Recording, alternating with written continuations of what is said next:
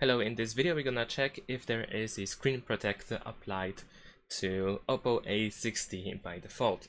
So we're gonna open the box. Over here I have the smartphone.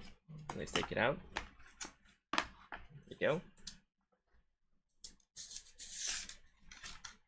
Now over here, this is how the device looks like. And I can see that there is some sort of screen protector. I think it should be visible on the camera. Over here you can see that there is a line between the device itself, the screen, and the screen protector. So the answer is yes, there is screen protector, and it's actually called KK6 by the producer, by the manufacturer. And that's pretty much it. Thanks for watching, leave a like and subscribe to my channel, and see you in my next videos. Bye!